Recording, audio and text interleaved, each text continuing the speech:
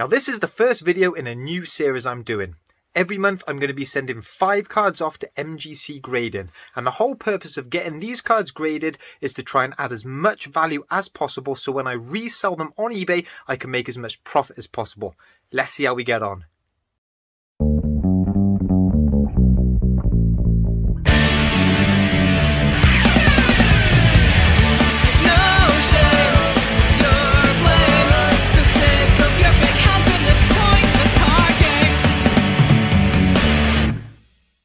Hey guys, Ian, the Master of Pieces here. I'm a part-time eBay reseller and usually you'll see me go around charity shops and car boot sales picking up random second-hand stock to resell on eBay for profit. But over the past couple of years, I have been buying up tons and tons of sports cards, stickers, Pokemon cards, Marvel cards, any type of cards, you name it, I've been picking it up. Whether it be from charity shops, boot sales, or getting them off of eBay. Now, the best cards and the most valuable cards in good enough condition, I've been sending over to SGC in America to try and add more value so that when I do come to resell them, I will be making as much profit as possible. But some of the cards just aren't worth the expense of sending over to America because it does cost a lot of money. So what I have been looking at is a UK-based alternative, and I come across a company called MGC GRADED. Now, I took up a membership with them. It's £35 a month and you get to send off 5 cards every month. So this is going to be the start of a new video series where I do send off 5 cards, we'll get them back, we'll see what grades we get, and then I will try and sell them on eBay. And then the next video, the following month, hopefully I can give you an update of what those cards sold for, as well as showing you the next 5 cards I've received. Now, spoiler alert, I have already sent off 5 cards and I've received them back. So we have a set of cards to go through, and actually it's a good opportunity for me to talk you through what I think MGC are doing well and what I think they can improve on. So if you do choose to use MGC to grade your cards, you know what to expect. Right, let's get inside. Let me show you how these cards graded.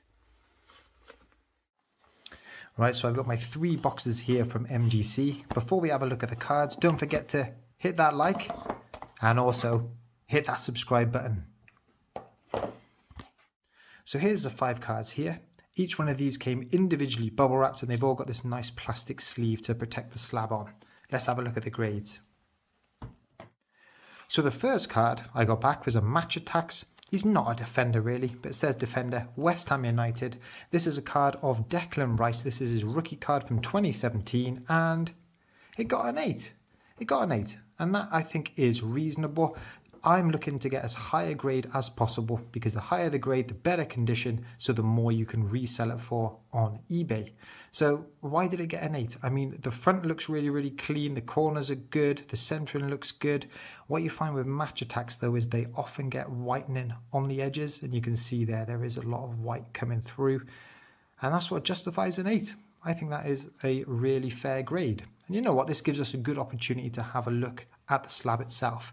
I like the Majesty Grading Company logo at the top there. I think that's neat. Centered right in. Quite a bold number up there. It's just a general good looking slab, isn't it? On the back we've got this really cool hologram. And spoiler alert, if I do get a 10, that's gold. And you get a golden lion as well. I like the idea of trying to get a golden lion. That's really cool. And it's got this MGC Secure Tech up here too.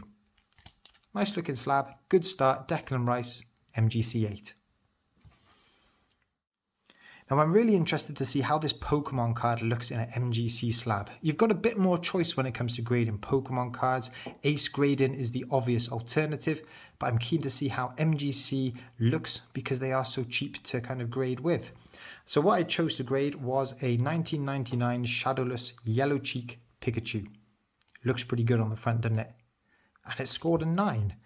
Which I think is a fair grade. Now, looking at the front of the card, you're kind of thinking, hang on a minute, why hasn't that scored a 10? Centering's great, servicing's brilliant, edges and corners are all really good. But on the back right, there is a little dent. I can't remember where it is. Might be up there somewhere. It's only the tiny, there, you can just about see it there. And that is what held me back from sending this off to SGC. I knew because of that, it wouldn't get the SGC 10. So I think a 9 is a very fair grade. Now I do have an SGC 10 of this card here, so this is a good opportunity to compare the slabs with an SGC one. Now instantly you can see MGC is a little bit shorter, only by a little bit, and a little bit narrower as well, but they are roughly the same scale. And actually width wise, you'll notice SGC is a lot thicker than the MGC slab. But look, for me, visuals is all about personal preference. Some people will think that looks really good. Some people think that looks really bad. And again, you might think that with this MGC slab. I think that it is plain enough and it is neutral enough that when it comes to reselling these cards, that slab's not really going to offend anyone, is it? So yeah, 9 out of 10 for the MGC Shadowless Pikachu. And the third card I graded was this 2005 Futera Unique Cristiano Ronaldo card. And this is actually quite a valuable card. But the reason I graded this with MGC is because there is a lot going on with this card. There is a fair few flaws, and I wanted to see how MGC would grade those flaws. So, look at this corner up here. Big dent on that one there. This corner up here, another big crease. You can just see it in the light. Just left of Ronaldo's head, there's lots of little dints in the actual surface. But apart from that, the surface generally is pretty clean. The edges are pretty good. Have a look at this M here. Now that has actually punched through to the back. You might not be able to see it in this light. There you can see just a couple of, when it focuses, you can see the M come through. And I'm really interested to see how MGC capture all of these flaws. And they've given it a 7. A 7, and that is really interesting. And the reason why is because I've got a benchmark to match this against, graded by SGC. And the reason this is such a good benchmark is because it's got really similar flaws to it. Look at that top left hand corner there, big dent going on up there, a little kind of dent up there. The case is scratched, that was my bad, but no dents in the surface next to his head, maybe a small one on the side of his face there, but generally rest of the surface is good, edges are good. It does have some of the lettering, the M coming through, so that's really interesting that SGC gave it a 7.5, MGC gave it a 7. Yes, the magnitude of some of these might not be so bad as this, but it shows that MGC for this particular type of card are grading very similar to SGC. And that's got to be a good thing. Next up, I've got a Pokemon sticker. And I submitted this for a couple of reasons. Firstly, I've been trying to sell this raw for ages and I've had no interest. So I need this slab to add value. But I also wanted to see how a sticker looked in the slab. And the first thing I'm seeing is it's not really centered very well in there, is it? You know, for me, it would be great if that was more central. It got an 8, so I'm pretty pleased. Did that move there? Now what you're seeing here is the sticker moving around inside the MGC slab. Now look, I don't know if this is a one-off with this particular sticker. Let's be honest, it's not ever going to damage the sticker and you've got to give it quite a hard bang to actually get it to move around. But this is different to how I've received stickers back from SGC. Now what I think MGC do is they put the sticker inside a thin plastic sleeve and then put that inside a regular card slab. Now look, cards are thicker than stickers, so that gives the opportunity for the sticker to move around. What SGC do is they put the sticker inside a thicker clear plastic envelope and then pinch that in between the slab. So there is less risk of that sticker moving around in an SGC slab.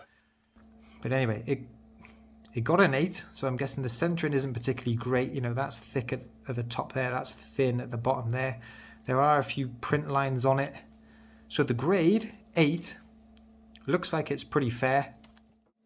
And the final card I sent in for grading, well actually it's another sticker and already you can see it's shifted down the slab and gone on a bit of an angle there.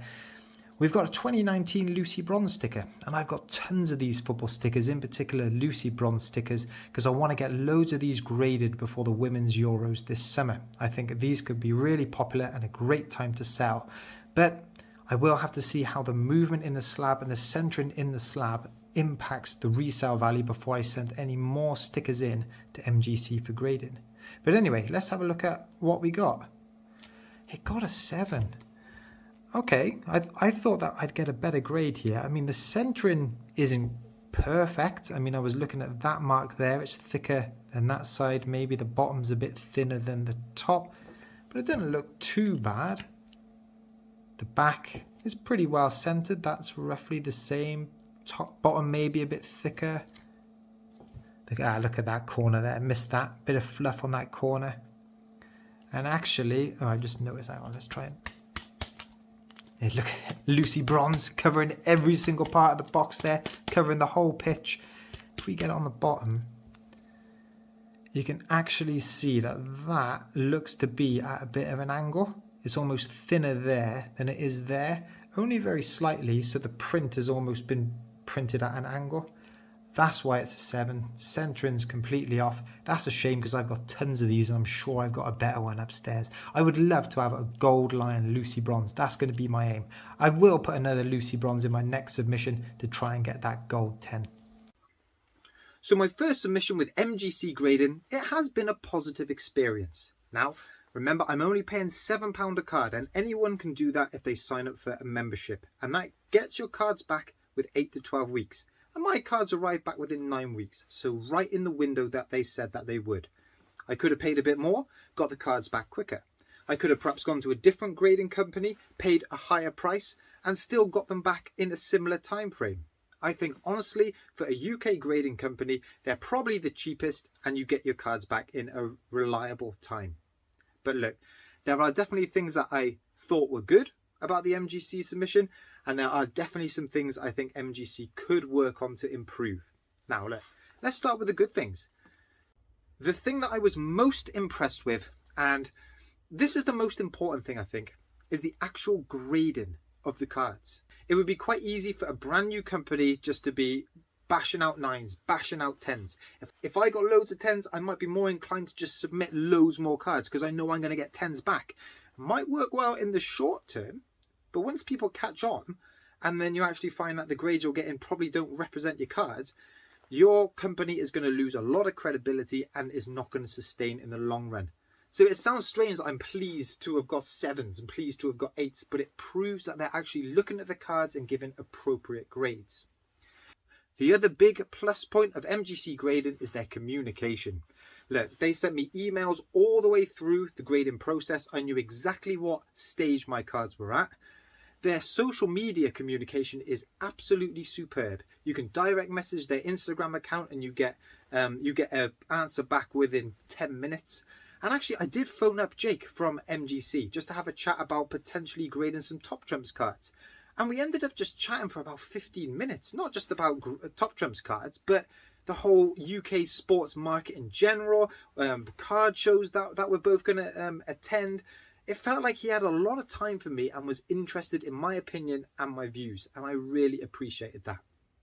But look, they are a new company, relatively new company. But I do think MGC could improve their cases for stickers, maybe get some smaller sized holders in there so that those stickers don't move around so much.